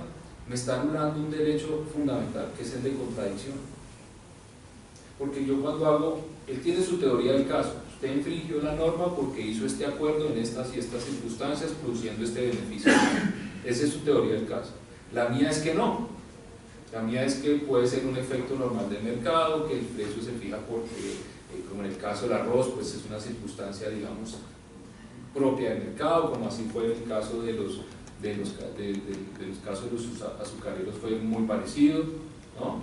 Unas circunstancias específicas del mercado. Esa es mi teoría del caso y me propongo derrotar sus pruebas, ¿sí? Luego, esa ventilación selectiva o, digamos, aleatoria de pruebas o in genere, que es peor, no es válida porque yo no tengo realmente cómo contradecirlo. En esta siguiente lámina ustedes ven que dicen, bueno, ¿cuál es el estándar de la prueba? ¿No? Y he resaltado la diferencia que para ellos está en que cuando el caso se lleva en una jurisdicción civil o cuando se lleva como un caso criminal. Porque nos plantea la diferencia entre que sea una demanda de carácter patrimonial, cuando se dan esos casos en la Corte, que cuando es el Departamento de Justicia el que presenta el caso como una actividad cartelizada. Y mire que abajo lo que me está diciendo, la diferencia está en que cuando estoy en una naturaleza civil, la carga de la prueba es dinámica. Yo lo acuso, digamos, de una responsabilidad y usted se defiende de eso. Pero cuando estamos hablando del sancionatorio, es distinto, porque dice que el Estado, en este caso nuestra superintendencia, tendría que demostrar que va más allá de la duda razonable para derrotar eso que usted dice, la presunción de inocencia. ¿Cuándo se pierde la presunción de inocencia? Cuando hay elementos que objetivamente llevan a la conclusión de que se ha incurrido con grado de culpabilidad o dolo en la infracción de la norma. Pero puse esta que es un documento, diría yo, reciente, porque está en la guía de competencia, del litigio de competencia del año 2018, y hace esa diferenciación. Una cosa es un caso civil y otra cosa es un caso sancionatorio. Bien. Y una de las cosas que usted estaba mencionando acá, que es el tema de la presunción, ¿no? Vamos a saltarlas ahí para ir agilizando un poco, cada vez me va quedando menos tiempo. Pero ya lo hablamos, acá realmente las presunciones legales no existen. No según mi ideal para entender. Bien, vamos acá. Principios rectores de la valoración probatoria. Pero sobre ese punto, las presunciones legales no existen, pero pues la interpretación que hay es que el elemento objetivo es la existencia de un acuerdo y el elemento subjetivo es que sea sobre precios. Al final del día yo como me salgo de eso. Sí, pero digamos, el debate para mí va de la mano, no hay las presunciones legalmente establecidas. Sí, no, pero en la práctica sí se establece, ¿sí? La práctica completamente y claro, pero fíjate que si lo miramos y somos, si me permite ser bien atrevido, porque va a decir cosas que no, digamos, que han sido estables durante un buen tiempo, es el admitir que eso sea una presunción. Porque no es propio el debido proceso que se admitan presunciones que no tienen la fortaleza de ser de origen legal. Sí, pero eso es el mismo Consejo de Estado, esa es la tesis del propio Consejo de Estado, que no hay una presunción, es que no hay. Sí, pero mira que pero una de las cosas no hay cómo salirse de ella. Claro, pero una de las cosas que yo por eso dije al principio, digamos, si la conferencia tiene algunas conclusiones es, además de tratar de mirar alguna reforma legal que dé mayores garantías procesales, sin quitarle de hierro a la fortaleza de la autoridad administrativa, desde luego, es que exista un diálogo sobre estas entretelas que nosotros empezamos a observar. Porque lo que uno ve en las decisiones del Consejo de Estado es, como debe ser, y yo creo que eso es correcto, un altísimo respeto por la presunción de legalidad del acto. Y de la mano con él un altísimo respeto por la presunción de acierto técnico. Pero en eso quizás podríamos generar la discusión de si técnicamente el acto es correcto o no. Por eso mismo que estás diciendo. O sea, lo que estoy diciendo es, pues, estoy siendo muy atrevido porque todo eso lo hemos aceptado por mucho tiempo. Pero lo que uno empieza a ver es que mientras esto corresponda a un proceso administrativo sancionatorio, revisado en la jurisdicción de lo contencioso, hay cosas que uno empieza a ver que de la doctrina general del derecho a la competencia no tienen correspondencia o deberíamos crear el puente para su correcto entendimiento dentro del derecho administrativo. Porque ahí hay una fractura, eso es, o sea, negar que hay una fractura en ese diálogo sería una, digamos, de mi parte sería como una tontería, de mi parte para ponerlo sobre mi cabeza. Pues yo lo he presenciado. Y sabemos que, mire, le voy a poner un ejemplo, en el caso que se falló hace poco sobre Cemex, sí. Si usted mira el acto administrativo, solo por un detalle, dice competencia desleal y cita las normas de prácticas restrictivas. Dice literal competencia desleal. Luego, si eso no es que estamos hablando de dos cosas distintas, no se me ocurre un mejor ejemplo. Y no es la primera vez que yo veo que en los jueces existe esa confusión, ¿no? Y entonces hablemos aquí rápidamente de los principios rectores de la valoración probatoria. Dice, diferencia entre hechos probados, elementos probatorios y razonamiento probatorio. Acá vamos a citar una sentencia de la sección tercera de una de las magistradas que me parece a mí que son, digamos, más emblemáticas hoy día en el Consejo de Estado por su rigurosidad. Por eso me place mucho citar lo que ella dice, mientras el hecho probado es un acontecer de orden fáctico que, por pertenecer al plano de la realidad, en sí mismo uno e indivisible, los elementos probatorios son indicativos, signos o manifestaciones sensibles de lo ocurrido que no adquieren el carácter de prueba, sino en la medida en que son objeto del acto de razonamiento probatorio.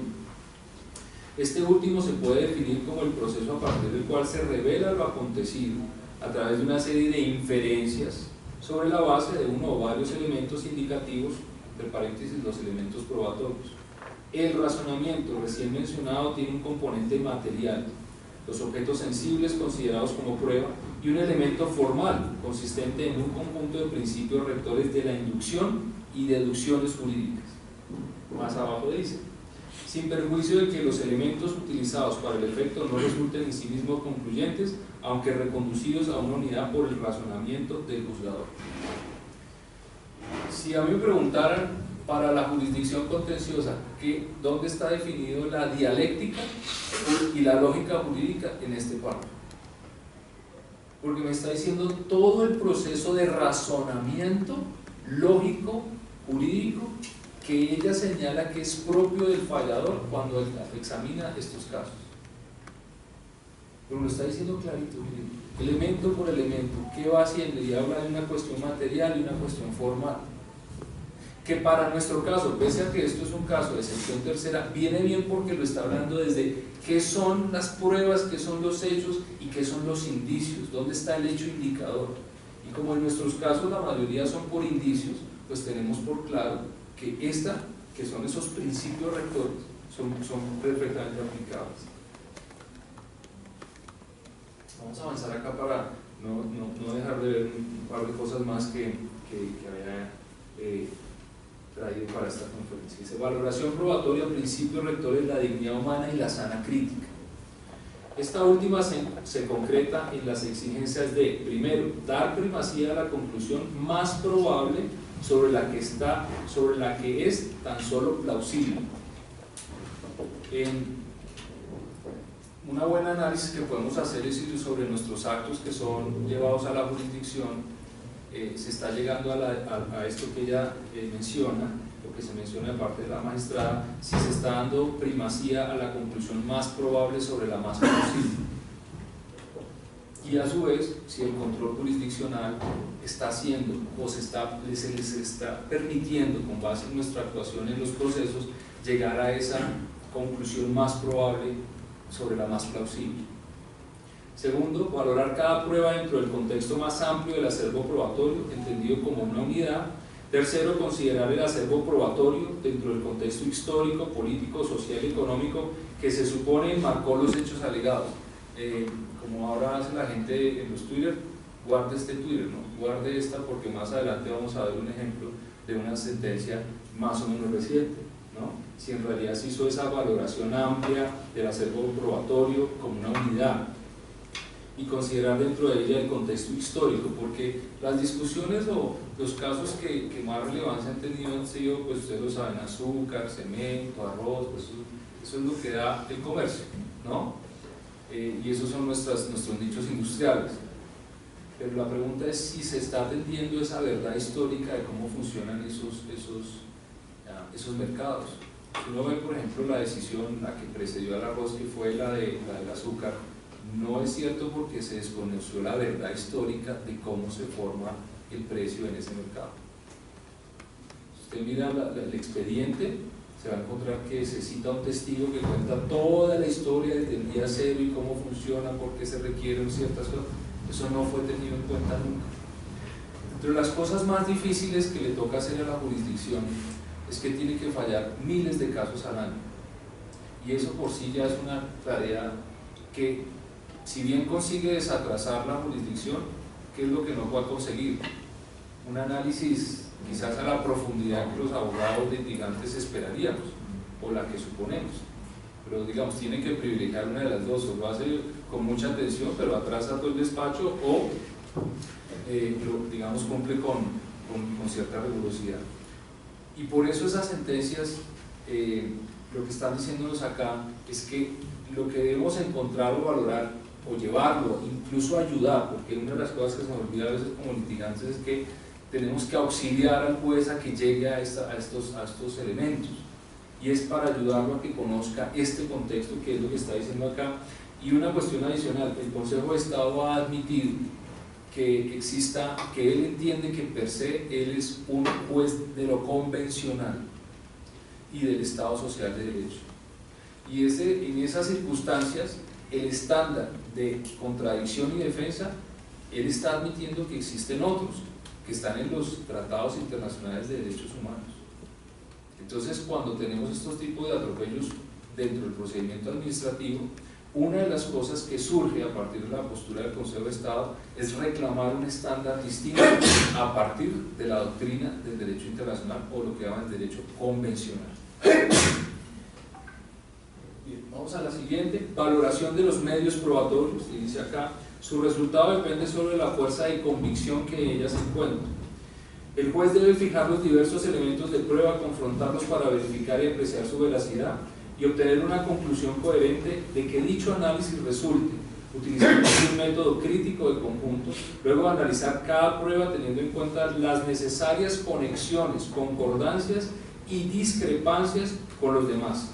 Por lo anterior, es obligación del juez analizar el material probatorio aplicando las reglas de la lógica, de la psicología, la experiencia y la certeza que sobre determinados hechos requiere decidir, es decir, las reglas de la sana crítica. ¿Qué nos dice sobre la prueba indiciaria? La capacidad del juez para darle a las pruebas la mayor o menor credibilidad, según su conexión con los hechos a demostrar, y su capacidad de convencimiento, y en virtud de la cual el juez goza de cierta libertad a la hora de apreciar el mérito probatorio de los medios. Los medios de prueba que ofrezca una mayor probabilidad lógica con respecto a la ocurrencia de los hechos objeto de discusión deben prevalecer en el caso concreto. Luego, también con nuestros casos, cuando se trata de pruebas indiciarias, existe una regla que el Consejo de Estado marca acá. Voy a ir un poco más veloz para llegar a los casos.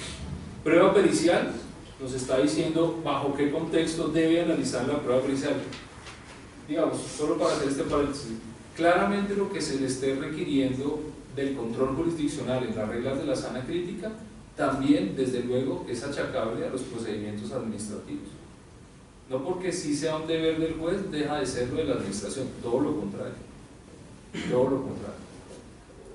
Entonces aquí me está diciendo la prueba pericial cuáles son las condiciones de eficacia probatoria.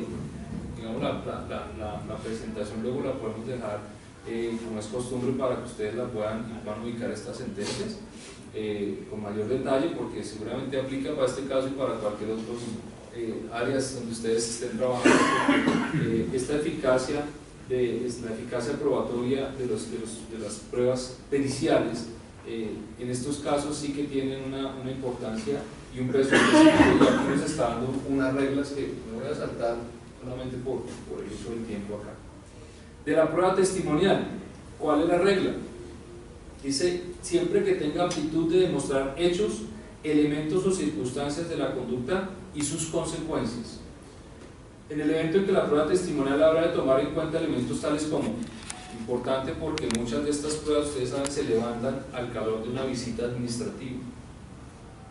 El caso que mencionaba el colega sobre una declaración de parte que cita la superintendencia, dice: ¿cuáles elementos debe analizar el juez cuando valora el testimonio?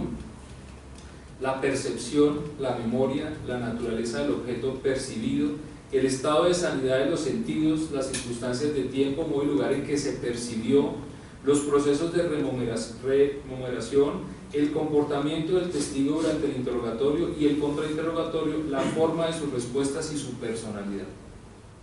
O sea, si bien se practican testimonios y muchas veces el juez me está diciendo que no es correspondiente que los repita acá, tendría que demostrarle por qué cuando se practicó ese testimonio esa prueba fue levantada de manera ilícita y por qué él tiene la necesidad de escucharlo en este proceso. Pruebas testimoniales, valoración probatoria, vamos a avanzar acá una que es el testimonio de parte, que es, sí. Este es un comentario, no es una pregunta, pero me inquieta mucho la posición del Consejo de Estado que usted dijo, donde básicamente citar a mis propios empleados no van a ser casi que tenerlos en cuenta como prueba, porque en especial en derecho de familia entiendo que muchas veces se ha entendido que siempre para conocer un caso de violencia intrafamiliar, se sabe que citar a mi hermano o a mis hijos, pues si hay cierta relación en lo que sea, pero es que a quién más le va a constar si no es a mi hermano, a mis hijos y a lo que sea, y en este caso a quién más le va a constar lo que yo hago en mi empresa. Si yo debo probar que he actuado unilateralmente y no en un cartel, pues yo solamente lo voy a probar con mi funcionario, no puedo traer a alguien más. Lo que está diciendo la regla que está en la regla anterior es que la declaración del testigo debe llevar al juzgador a una verdad contundente, pero también admite que hay unas, digamos, situaciones como esta que me está diciendo, que es las declaraciones rendidas en los procesos por los propios actores no constituyen una prueba testimonial por cuanto no provienen de terceros ajenos al proceso. Entonces la regla es un tercero al proceso o es parte del proceso. Entonces usted me dice, ¿yo cómo hago para llamar a mi papá o mi hermano? Le digo, sí, si él es ajeno al proceso, la prueba le darán un peso específico al momento de fallar, en conjunción con todo lo demás, porque eso es lo que se vale o lo que significa la sana crítica, de una manera integral, conjunta, con todo el acervo probatorio. Pero si es la parte como tal, no es tenida en cuenta como un testimonio. Por eso el peso de las declaraciones de parte pues tiene esa connotación. Bien, vamos a analizar acá caso Cernes propiamente. Miremos cuáles eran los argumentos, de acuerdo a la sentencia, cuáles fueron los argumentos del apelante.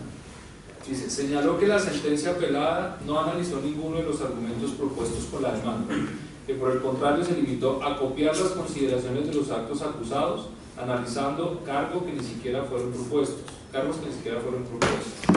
Manifestó que el fallo de primera instancia desconoció los principios de legalidad y tipicidad, pues da por probado un acuerdo anticompetitivo por una práctica consistentemente paralela sin demostrar la conciencia de mento culpa.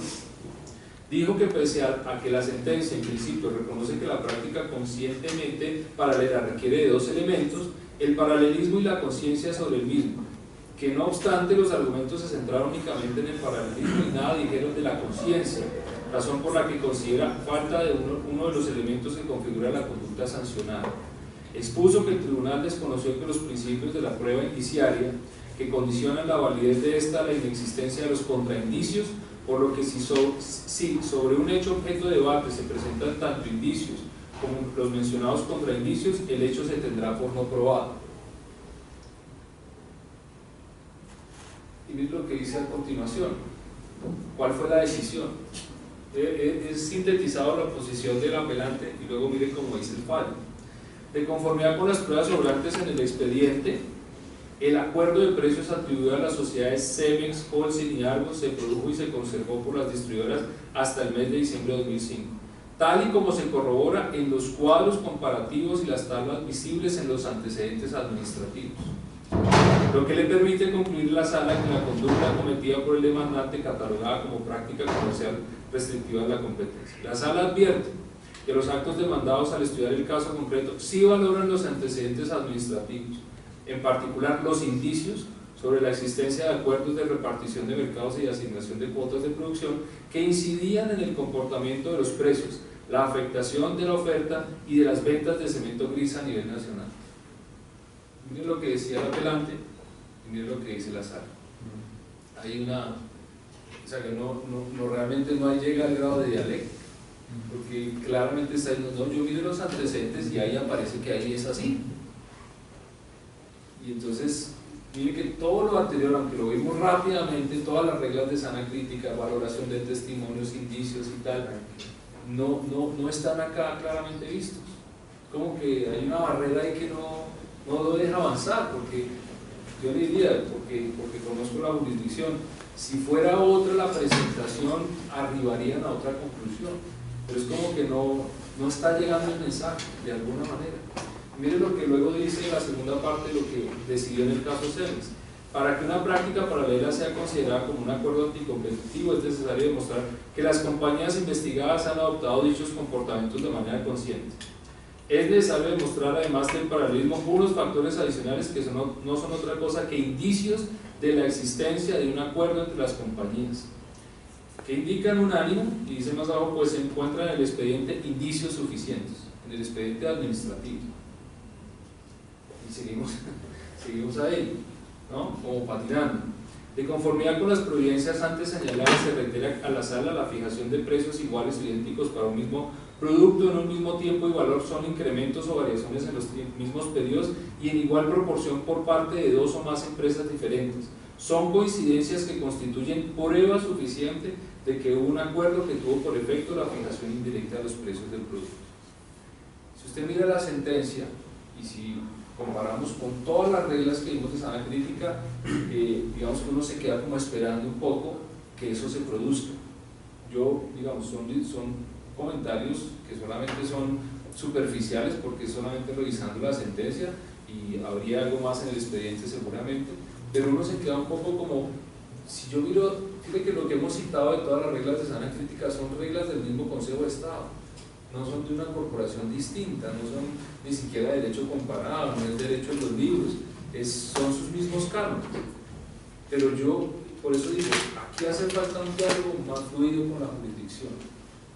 Y eso, en algún punto, pues, ahí sí, no puedo mirar, es pena que se lo plantee, pero no se me ocurre un lugar mejor indicado que esta universidad y este foro para hacerlo.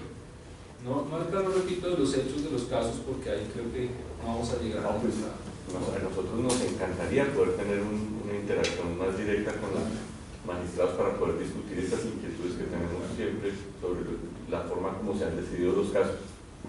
Sí, incluso porque dice que me da una respuesta y me dice sobre la base de los indicios del caso, pero yo no encuentro dónde está ese análisis de todo el acervo probatorio, como dice la regla de la sana crítica que ellos mismos señalan, que nos lleve a ese grado de certeza, a esa conclusión que es esta la más probable y no la más plausible.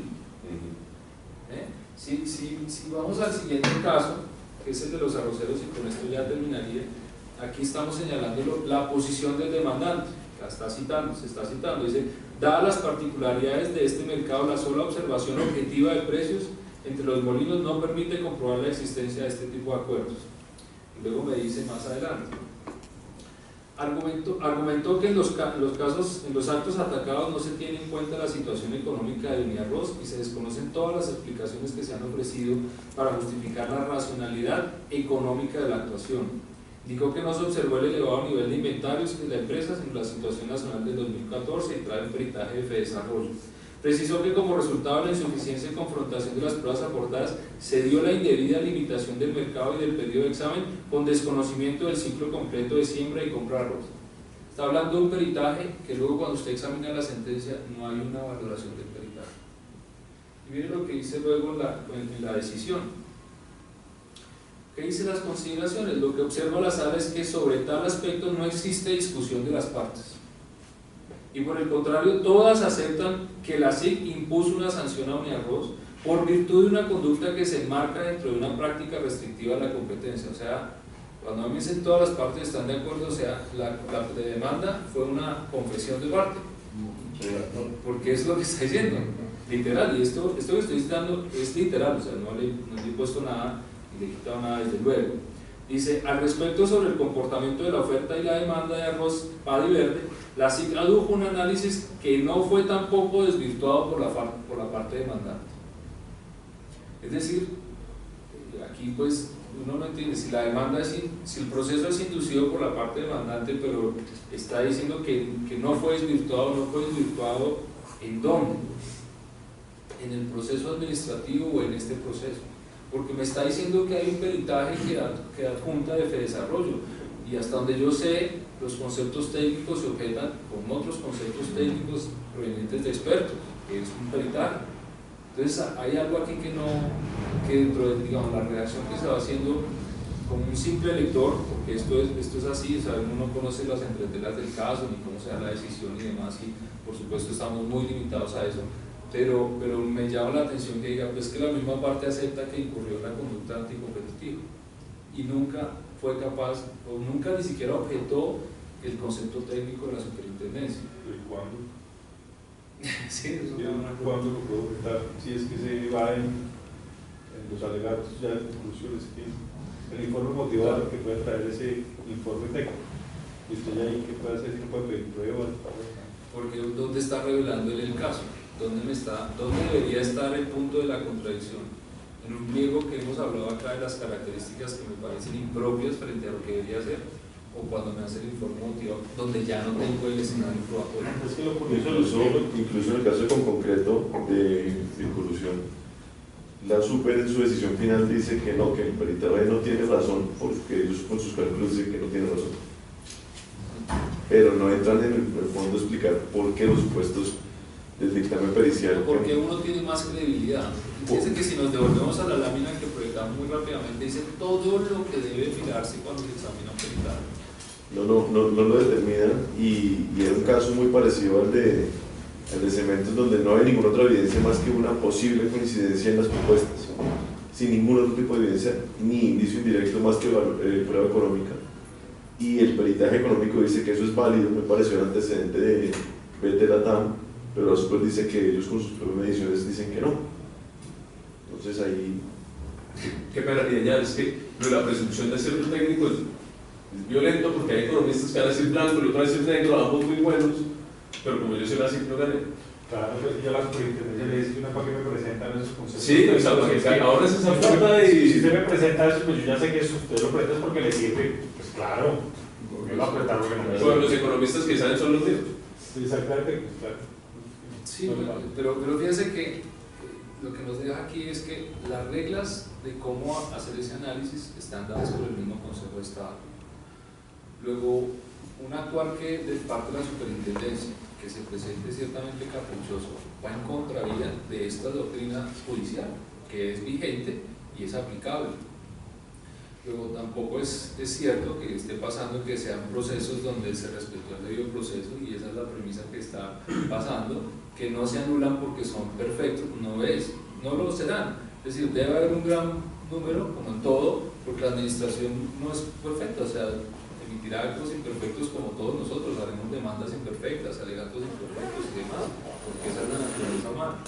Pero lo que sí, de nuevo, digamos, aquí para concluir, ese diálogo es importante que suceda, porque hay una fractura entre lo que es el derecho a la competencia, lo que busca, pero además el derecho, digamos, el debido proceso sustantivo y material. Estamos viendo que hay elementos que nos permiten ver que no está pasando, que no se está garantizando, no hay reglas ni de presunción de inocencia, ni de transparencia desde el punto de vista que no me revela las pruebas cuando son, no me está estableciendo los grados de culpabilidad, es decir, no me cumple con los cánones del debido proceso en la formación del proceso. Y eso debería traducirse en unas decisiones mucho más profundas, que analicen las pruebas a mayor detalle, porque está quedándose un poco en el criterio de acierto técnico, al punto que él dice, yo miro los cuadros y allá decía que eso era así. Que nosotros conocemos muy pocas sentencias en que el Consejo de Estado se haya metido al test de libre competencia. Por ejemplo, el caso de Induga es un caso en el que realmente penetra el Consejo de Estado, era el magistrado Velilla, que es una persona que sabe de libre competencia. Dice, no, es que se equivocaron, no hay una valoración del mercado relevante.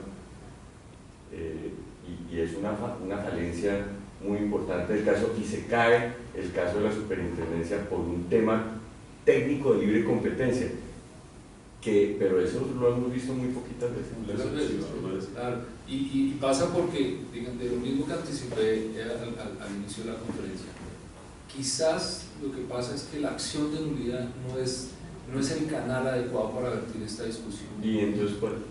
Yo propongo que se haga una acción de revisión, que sí le permite al fallador ir a todo. No sé qué, él revisa el procedimiento, pero el procedimiento con mayor detalle de cómo se dio, porque la acción de revisión no tiene primera instancia, es de única instancia. Entonces, no es que yo paso por el tamiz de un juez, con lo que eso significa, o porque ya hay una primera instancia, que es otra de las limitantes a las que queda también limitada la segunda instancia del Consejo de Estado, es que ya hay una decisión del juez de primera instancia. Entonces se va cerrando todo, porque la discusión el día cero de la investigación es esta.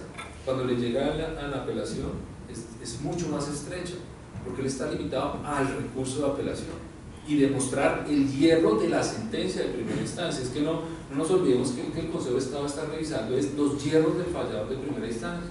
Y entonces él ya tiene doble problema, y es el criterio de acierto técnico del acto administrativo, pero también el acierto del juez de primera instancia, porque para revocar su sentencia tiene que irse y devolverse en el tiempo del proceso a muchos detalles que quizás en sede de apelación no se van a dar. Yo por eso, digamos, propongo que si eso es lo que está pasando y si esa es una posible causa de que los casos no se estén revisando como es, porque repito, no es per se porque el Consejo de Estado no lo quiere hacer, es que estamos en una instancia de apelación y eso limita mucho las posibilidades del juez. Es que quizás la acción tenga que ser otra, y es que el control tenga que ser por vía de revisión, que es directo desde la confirmación del recurso, cuando hay recurso, directo al conocimiento de la sección primera del Consejo de Estado, para que no haya ese intermedio de un juez de primera instancia o el tribunal que con ciertos errores, pero le cierra la ventana de observación que el juez de segunda instancia va a hacer, como es natural. Entonces, esa digamos, me permito ponerlo porque, de nuevo, como estamos... me permito ponerlo porque, claro, estamos en ciernes de un nuevo gobierno, vienen todos como dicen, con aire nuevos y renovados, y esa no es una reforma, y eso no es una reforma completa. Es una reforma que simplemente merece un articulito, ese sí es de verdad, un articulito que señale que el medio de control sea simplemente el de revisión, no es más. No necesitamos decirle nada más al Código Contencioso, incluso en la ley especial debería decir el medio de control es este, no necesitamos más. No es una norma imperativa de orden público, no es ni una norma estatutaria, no es nada. Es una norma realmente sencilla que yo sé que con el auspicio de la universidad y de este foro, seguramente en el Consejo, con la ilustración, en el Congreso, con la ilustración necesaria se puede adoptar, porque no estamos hablando de una gran reforma, estamos hablando de una reforma que me parece a mí que es necesaria para que por fin el Consejo de Estado pueda tener el lugar de ventilarse toda la discusión sin la limitación de estar en segunda instancia. Y todas estas cosas que echamos de menos realmente vaya a tener una revisión adecuada y oportuna, porque es que salir de la actuación de la administración a primera instancia y única instancia.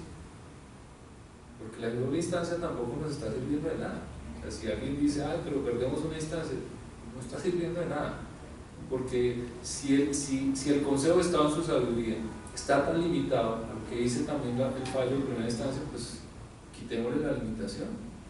Pero, digamos, yo lo que creo es que seguir dando círculos en este problema y un poco quejándonos que no avanzamos. Ya llevamos 20 y pico de años haciendo eso. Claro. Exactamente. De mi parte, pues esto era lo que quería presentarles. Yo de verdad les ofrezco mis infinitas gracias, porque este foro siempre es muy agradable para mí compartir. Muchas gracias, valiosísimo.